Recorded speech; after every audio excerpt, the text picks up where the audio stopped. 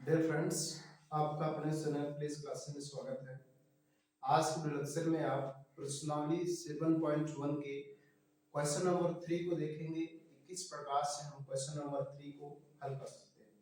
Dear friends, आपके सामने screen पर ये प्रश्नावली 7.1 है और ये क्वेश्चन नंबर 3 है। पिछले वीडियो लेक्चर में आपने क्वेश्चन नंबर 2 को देखा और क्वेश्चन नंबर 3 को देखा उसके पहले वीडियो लेक्चर में कि किस तरह से हम इसको हल कर सकते हैं, किस तरह से हम इसको सरल कर सकते हैं। यदि आप एक क्वेश्चन ऐसे हल कर लिए जाए तो ऐसे अनेकों क्वेश्चंस को आप आसानी से हल कर पाएंगे और कर भी ले जाएंगे। बस आपको ध्यान से समझना। तो क्वेश्चन नंबर क्या कह रहा है, देखिए क्या कह रहा है। निर्धारित कीजिए कि क्या बिंदु 1,5, 2,3 और -2, संरेखी है। ये बताना है आपको कि ये संरेखी है या नहीं है। तो कोई भी बिंदु, यहाँ 3 बिंदु हैं, 3 बिंदु के निर्देशांक है, इन तीनों बिंदुओं को बताना कि संरेखी है या नहीं है। तो कोई बिंदु संरेखी कब होंगे, जब वो तीनों बिंदु एक ही रेखा पर पड़े। जैसे मान लीजिए एक बिंदु ये है, इसका नाम ये है, एक बिंदु ये है, इसका नाम बी है, और एक बिंदु ये है, इसका नाम सी है। और जब इन तीनों से एक रेखा ऐसे गुजारी जाए तो तीनों एक ही रेखा पर पड़े तो उन बिंदुओं को कहते हैं संरेख बिंदु। क्या कहते हैं? संरेख बिंदु। तो इस तरह से होते हैं संरेख बिंदु। अच्छा ध्यान देखिए, यदि यही बिंदु ऐसे हो, यहाँ पर ए हो, यहाँ पर बी हो और यहाँ पर सी हो, यदि इनसे एक रेखा गुजारी जाए तो क्या ये तीनों बिंदुओं से होकर जाएगा? तो नहीं जाएगा। देखिए नहीं जा रहा, दो से जा रहा है लेकिन तीसरे से नहीं जा रहा है। तो संरेख तभी कहा जाएगा जब वो तीनों बिंदु से होकर जाए, अन्यथा उसे संरेख नहीं कहेंगे। तो यही बात आपको सिद्ध करना है। तो सिद्ध करने के लिए क्या कीजिए, हल डाल दीजिए और हल डालने के बाद इनको मान लीजिए। माना जो पहला बिंदु है वो ये है, यानी इसका निर्देशांक है 1,5 और दूसरा बिंदु जो है वो बी है, उसका निर्देशांक है 2,3 और तीसरा जो है वो सी है और उसका निर्देशांक है -2, -11 दिए गए हैं। ऐसा आपको मान लेना, ठीक है, कोई दिक्कत नहीं है। मान लिया है, जैसे मैंने यहाँ पर आपको बताया उसी तरह से यहाँ पर मैंने मान लिया कि ये पहले बिंदु का निर्देशांक है, ये दूसरे बिंदु का निर्देशांक है और ये तीसरे बिंदु का निर्देशांक है। इसका नाम ये है, आप ये के स्थान पे P, Q, R ऐसे लिखकर Z तक का कुछ भी लिख सकते हैं, और दूसरे का नाम B है, तीसरे का नाम C। ठीक, आप समझिएगा, जब ये A का निर्देशांक होगा, ध्यान समझिएगा, तो इसको हम कहेंगे x1। x1 आपका 1 है। यहाँ B वाले को कहेंगे x2। जो पहले लिखा होता है वो x होता है, जो बाद में लिखा होता है ये y होता है। ठीक है, मैंने निर्देशांक ज्यामिति के इंट्रोडक्शन में बताया कि x क्या होता है, y क्या होता है और इसको x और y क्यों कहा जाता है। यदि आप उस वीडियो लेक्चर को ना देखे तो जरूर देखिएगा। तो दूसरे का जो होगा वो x2 होगा और तीसरे का जो पहला होगा वो x3 होगा। इस तरह से इनको हमें लिख लेना। ठीक, अभी जो बाद वाला होगा ये y1 होगा, यानी y1 आपका 5 है, और इसमें b में जो होगा ये y2 होगा, ये 3 है, और ये आपका जो होगा ये y3 होगा, ये -11 है। इस तरह से आपको दर्शाना है। यदि आपको बताना है कि ये बिंदु संरेख है या नहीं है, तो यदि इस प्रकार से अगर बिंदु बन रहे हैं या ऐसा नहीं किसी तरह से यदि वो संरेख बिंदु नहीं है, तो निश्चित है कि उनके द्वारा एक त्रिभुज का निर्माण होगा। क्या होगा? त्रिभुज का निर्माण। तो जब त्रिभुज का निर्माण होगा तो हम क्षेत्रफल उसका ज्ञात कर सकते हैं। लेकिन यदि वो संरेख है तो त्रिभुज का निर्माण नहीं होगा और उसका क्षेत्रफल 0 आएगा जब निकालेंगे। तो हम यहाँ से इसका एक अलग तरीका भी है, उस तरह से भी आप क्या कर सकते हैं, लेकिन मैं यहाँ से आपको एक ही लाइन में बताऊंगा। यदि ये बिंदु संरेख है तो इनका जो क्षेत्रफल होगा 0 होगा, है ना। तो यहाँ लिखेंगे, चूंकि ये यहाँ त्रिभुज का क्षेत्रफल निकाल लिया जाए और यदि उसका मान 0 आए तो लिखेंगे कि ये बिंदु संरेख है, और यदि ना आए तो लिखेंगे ये बिंदु संरेख नहीं है। ठीक है, तो यहाँ लिखेंगे चूंकि, और यहाँ लिख देंगे त्रिभुज का क्षेत्रफल, त्रिभुज का क्षेत्रफल। ठीक है, मैंने आपको बताया कि यदि तीनों बिंदु संरेख नहीं होंगे तो त्रिभुज बनेगा, और जब त्रिभुज बनेगा तो उसका क्षेत्रफल कुछ ना कुछ जरूर होगा, और यदि संरेख होंगे तो कभी भी त्रिभुज नहीं बनेगा, और जब त्रिभुज नहीं बनेगा तो उसका क्षेत्रफल क्या होगा, 0। तो यहाँ पर त्रिभुज का क्षेत्रफल क्या होता है, 1/2 होता है।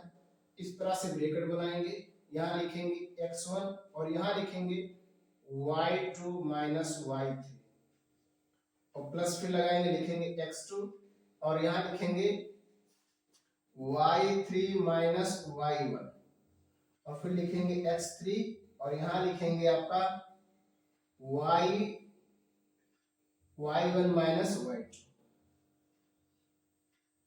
ठीक है, ये इस पे हम रख देंगे, और ये इस पे रखने के बाद इसका मान 0 आए तो संरेख है, 0 ना आए तो संरेख नहीं है।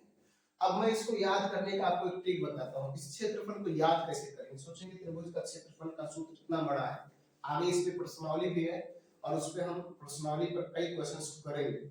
अब इसको हमें याद करने का ट्रिक यही है कि ये देखिए जो x x x है, यहाँ पर देखिए 1 है, यहाँ 2 है, तो यहाँ 3 है, इसको ऐसे याद कर लीजिए 123, और यहाँ देखेंगे y2 y3 तो इसको याद कर लीजिए 23, और इसको याद कर लीजिए 31, और इसको याद कर लीजिए 12। बस आपको ध्यान रखना है कि ये जो 23 31 12 होगा उसके साथ हम y लिखेंगे, और जो 123 होगा उसके साथ हम x लिखेंगे, और बीच में प्लस प्लस लगाएंगे। बस 23 31 12, ये देखिए 23 31 12 और ये 123। ठीक है, इस तरह से आप इसको याद कर सकते हैं। यानी त्रिभुज का क्षेत्रफल क्या होगा, 123 23 31 12। 123 में x1 x2 x3, और 23 31 12 में लिखा जाएगा y2 माइनस y3 और y3 माइनस y1 और y1 माइनस y2। इस तरह से आप इसको आसानी से याद कर सकते हैं।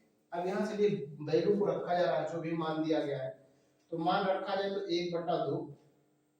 यहाँ देखेंगे x1 का मान 1 है तो 1 रख देंगे, y2 का मान देखा जाए 3 है, 3 रखेंगे, माइनस y3 का मान देखा जाए माइनस है, तो यहाँ देखिए माइनस है, यहाँ भी माइनस है। तो जब इस तरह से बने तो इसको हम कन्वर्ट करेंगे मझले ब्रेकर्स में, यानी इस तरह का ब्रेकर्स बनाएंगे, और यहाँ पर लिखेंगे -11 और ये, और फिर ऐसा कर देंगे। ठीक है, आगे देखिए प्लस है, प्लस x2 का वैल्यू रखा जाए, x2 का वैल्यू 2 है। ठीक है, अब देखिए y3 का वैल्यू -11 है तो -11 रखेंगे, माइनस y1 का वैल्यू 5 है, 5 रख देंगे, प्लस x3 का वैल्यू देखा जाए -2 है, यहाँ लिख देंगे -2, ब्रैकेट्स में लिखेंगे। ठीक है, और y1 का मान देखेंगे तो y1 का मान है 5 और -y2 का मान है 3। इस तरह से इनकी वैल्यू को आप सावधानी पूर्वक रखेंगे, क्योंकि यदि आप चिन्ह को ध्यान नहीं देंगे तो आपका वैल्यू नहीं आएगा, राइट वैल्यू नहीं आएगा, गलत हो जाएगा। ठीक है, अब इसको सरल किया जाए तो यहाँ लिखेंगे 1/2, ये देखेंगे हो जाएगा 1 1 ही रहेगा, इसको सरल करेंगे तो ये बन जाएगा 3, और ये माइनस ये प्लस ये सॉरी ये माइनस माइनस बन जाएगा प्लस। यहाँ देखेंगे +2 होगा, ये माइनस माइनस जुड़ जाएगा, माइनस आपका आ जाएगा 11 5 16, माइनस माइनस जुड़ता है, कौन सा चिन्ह लगाते हैं, माइनस, तो -16 हो जाएगा। यहाँ पर देखेंगे प्लस -2 हो जाएगा, और यहाँ देखिए प्लस माइनस घटेगा, कौन सा चिन्ह लगेगा, बड़ा वाला, 5 2 है तो 2 आ जाएगा, ये हो गया।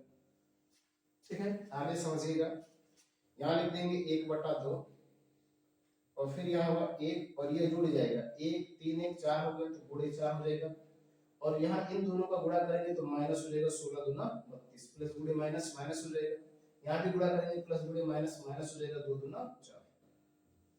ठीक है, आगे लिखिएगा 1/2, ये आपका हो जाएगा 4, और ये माइनस माइनस है तो दोनों जुड़ जाएगा, माइनस हो जाएगा 36। ठीक है, आगे इनको मैं यहाँ दिखा दे रहा हूँ, 1/2 हो जाएगा, और ये प्लस माइनस घट जाएगा, कौन सा चिन्ह लगाएंगे, जो बड़ा होगा, बड़ा 36 इसलिए माइनस आ जाएगा, और 36 में से 4 घटाएंगे तो आ जाएगा 32, यानी -32। ठीक है, यहाँ गुणा होगा, इस 2 से इस 36 को काटेंगे तो आपको मान मिल जाएगा -16, यानी इसका वैल्यू आ गया -16, यानी इसका एक क्षेत्रफल आ रहा है।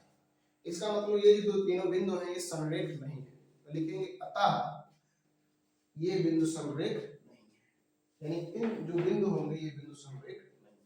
तो इस तरह से आप बता सकते हैं कि कोई भी बिंदु संरेख है या नहीं है, आसानी से इस सूत्र पर रख के। यदि त्रिभुज का क्षेत्रफल 0 आ जाए तो संरेख नहीं है, 0 ना आए तो बिंदु संरेख है, सॉरी, यदि त्रिभुज का क्षेत्रफल 0 आ जाए तो संरेख है, और 0 ना आए तो संरेख नहीं, यानी ये तीनों बिंदु जो है संरेख नहीं। इस तरह से आप इनको आसानी से